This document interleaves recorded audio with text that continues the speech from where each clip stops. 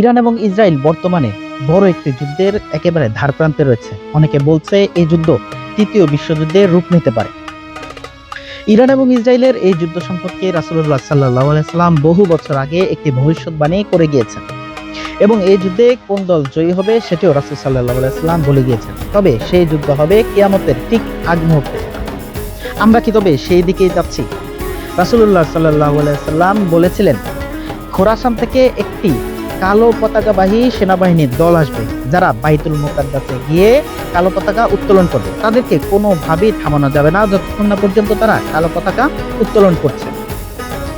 এই হাদিসটিতে গুরুত্বপূর্ণ দুইটি বিষয় রয়েছে। প্রথমটি হচ্ছে, মহানবী সাল্লাল্লাহু আলাইহি সাল্লাম বলেন, কালো পতাকাধারী একদল সৈন্য আরবের পূর্ব দিকে হঠাৎ খোরাসান থেকে আসবে। খোরাসান হচ্ছে একটি বিশাল এলাকা।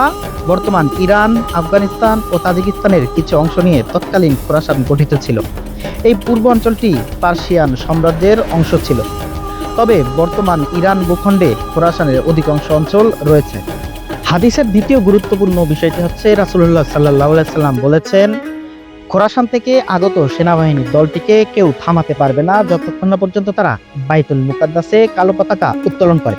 বাইতুল মুকাদ্দাস হচ্ছে বর্তমান আল আকসা মসজিদ, যেটি ফিলিস্তিনের জেরুজালেমে অবস্থিত। হাদিসের বর্ণনা অনুযায়ী খোরাসানের সেই বাহিনী আল আকসা বিজয় করবে এবং সেখানে কালো পতাকা উত্তোলন করবে। অর্থাৎ এই ঘটনার আগ পর্যন্ত আল আকসার দখল মুসলিমদের হাতে থাকবে না। 1980 সালে জেরুজালেম একটি আইন পাশ করে, যার নাম জেরুজালেম আইন। এই আইন বলে জেরুজালেমকে তাদের রাজধানী বলে তারা আখ্যা দিয়েছে। তবে সেটিকে জাতিসংঘ সিকিউরিটি কাউন্সিল নাকচ করে দিয়েছিল। আনুষ্ঠানিকভাবে এখনো জেরুজালেম আল আকসা নিয়ন্ত্রণ দখলদার ইসরায়েলের কাছেই রয়েছে। অর্থাৎ খোরাসানের কালো পতাকাধারী বাহিনী হয়তো ইসরায়েলের বিরুদ্ধে যুদ্ধ করে আল আকসা বিজয় করবে। ইরান এবং ইসরায়েলের বিষয়ে রাসূলুল্লাহ সাল্লাল্লাহু আলাইহি সাল্লামের আরো একটি হাদিস রয়েছে। সেখানে রাসূলুল্লাহ সাল্লাল্লাহু আলাইহি সাল্লাম বলেছেন, তোমরা যখন খোরাসান থেকে আগত একদল কালো পতাকাবাহী সৈন্যদল দেখবে, তোমরা সেখানে উপস্থিত হয়ে যাবে, কেননা তার মধ্যেই রয়েছে ইমাম মাহাদি। হাদিসের বর্ণনা অনুযায়ী এই যুদ্ধেই হবে আল মালহামা, তথা মানব ইতিহাসের সবচাইতে বড় যুদ্ধ।